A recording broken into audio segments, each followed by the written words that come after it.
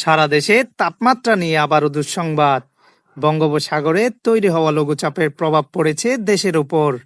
আবহাওয়া অধিদপ্তর জানিয়েছে, আগামী ২৪ ঘন্টা সারা দেশে দিনের তাপমাত্রা ১ থেকে ২ ডিগ্রি সেলসিয়াস বাড়তে পারে। এতে গরম আরো বেশি অনুভূত হবে।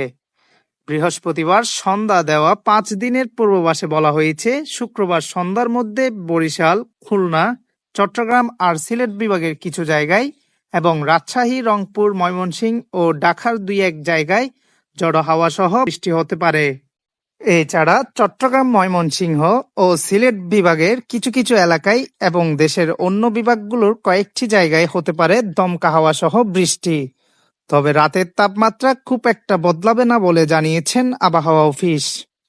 চিকিৎসকরা পরামর্শ দিচ্ছেন, এ গরমে সতর্ক থাকতে প্রচুর পরিমাণ পানি পান করতে।